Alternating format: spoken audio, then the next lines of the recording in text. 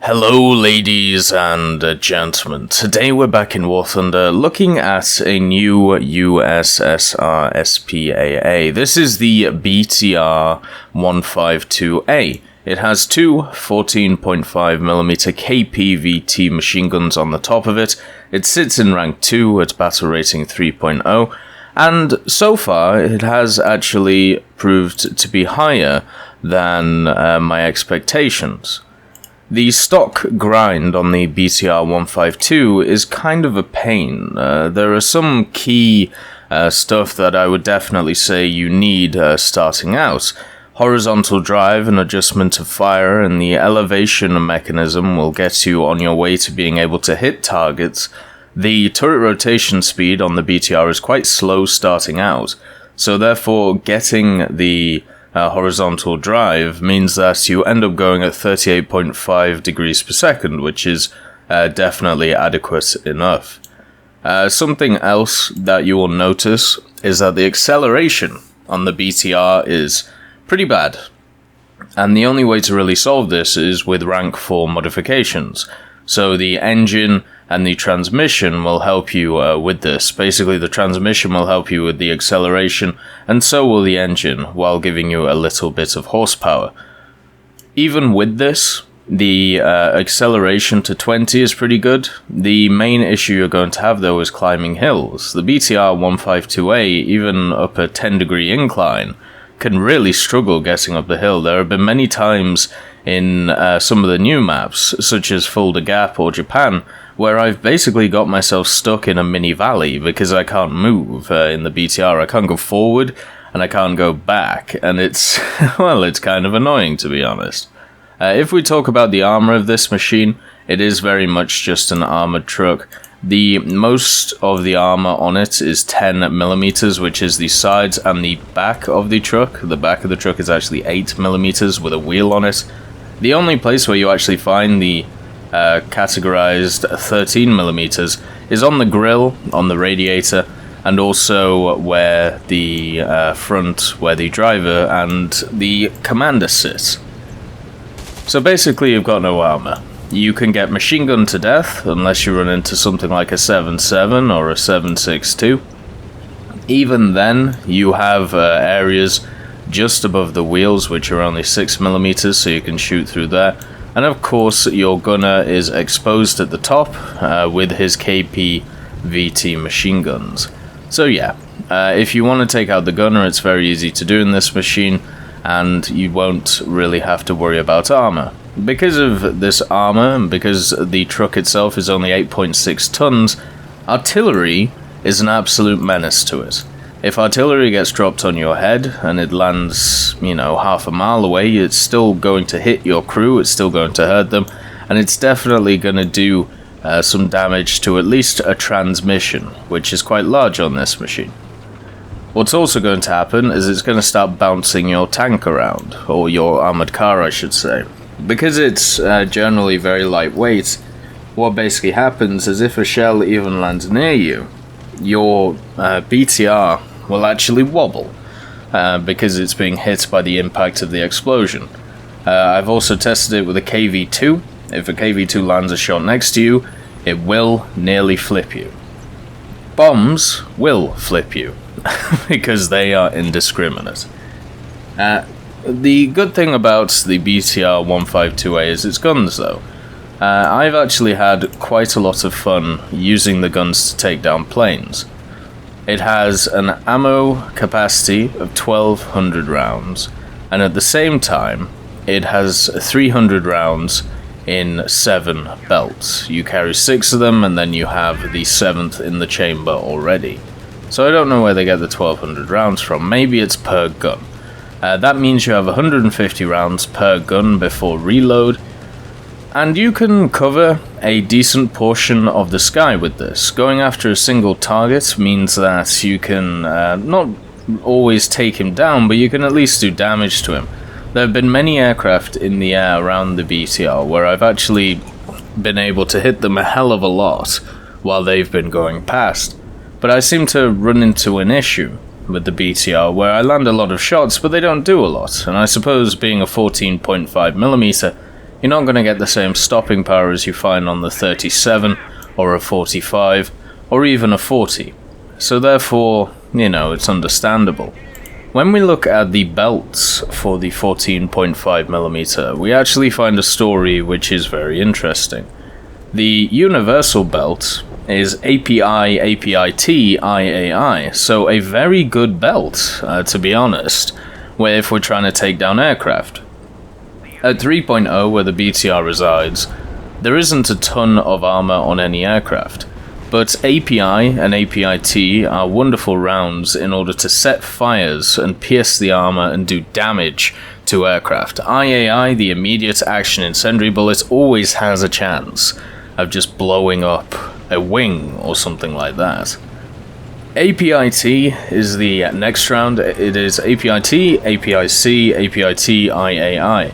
Now, this is the one I use because overall all three of the belts are really good, but the API-T has more rounds if you have to do with tanks and has pretty much the same destructive power as long when you're going after planes, So therefore that's why I picked the API-T round. The HEIT belt doesn't actually have any HEI in it, which is kind of interesting. It's only API-T and IAI, so pretty much the universal belt, but with more IAIs on it. So if you want to set more fires in aircraft, then you take the HEIT belt. If you want to have a little bit more stopping power against tanks, which 45mm is nothing to joke at, especially at BR 3.0, with a lot of panzers running around, you take the API-T belt. One of the issues with the 14.5s is the reload rate. 9.7 seconds, now that is 9.7 seconds, that is not stock, that is with my crew. So therefore the base is 10.4 seconds. You can get it down to 8 seconds, but that's still quite a long time for this AA. Generally in Russia, what you have is you have some very short clips, some semi-long reloads, and then that's about it. With the BTR you have quite a long clip, but you have an even longer reload. And even with two loaders in the back, 9.7 seconds or 10 seconds can be kind of daunting. Something as well is if these loaders get taken out, which happens a lot if you get hit by artillery or some stray rounds from a machine gun, then your reload is going to be absolutely crazy. It's going to be so high that, well, it's not even worth reloading. And also, even though this thing has 7 belts, I find myself running through them quite quickly.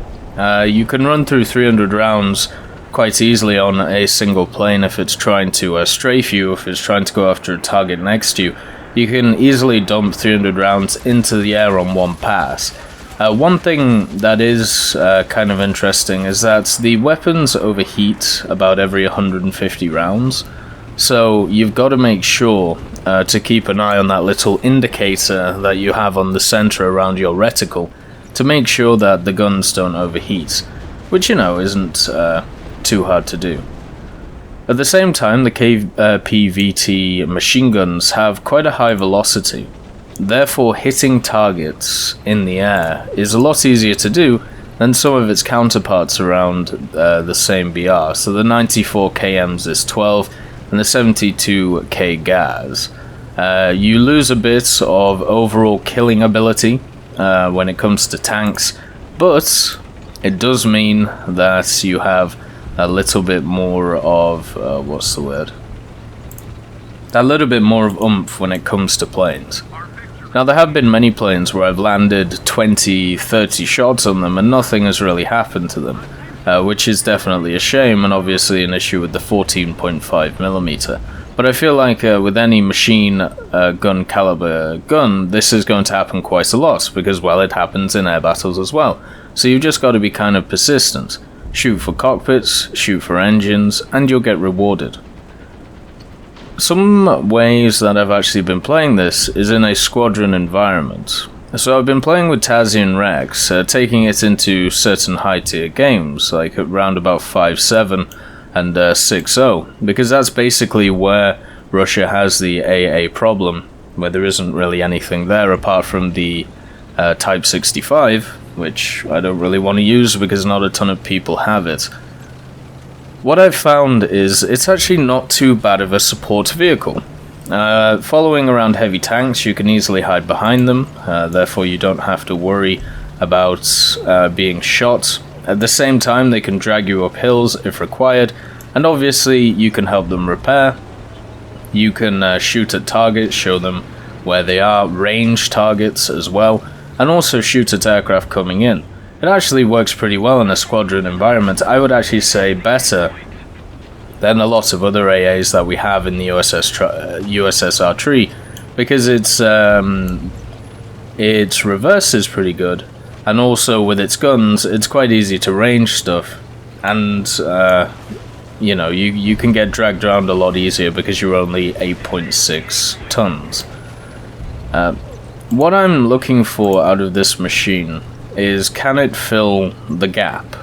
Now, the gap that the Russians have is 4.7 to 7.7. Even though the BR of the BTR is 3.0, I still have to think, will it fill this gap? Will it actually sit here and be comparable to a lot of the machines that it's going to fight? And I think the answer is no. I don't think it is. Even though it's got decent, turret traverse, even though it's got good gun elevation once you unlock it, once you get the engine and transmission upgrades, it's able to actually get somewhere. I don't think it's comparable to the machines that we see around 5.0 and 6.0 for the Americans and the Germans.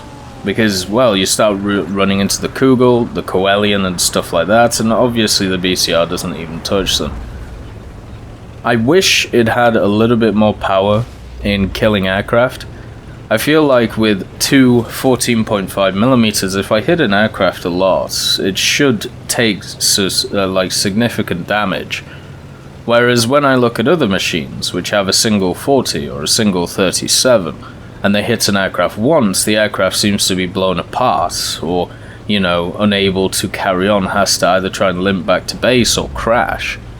And then with two 14.5s hitting somebody about 20 times or 30 times and them seeming to fly normally, yeah, it kind of sucks a little bit. I wonder if there's an issue there, or maybe it's just my experiences. Something also to note about this vehicle is if you want to use this at top tier, it's very hard to actually create a lineup with it.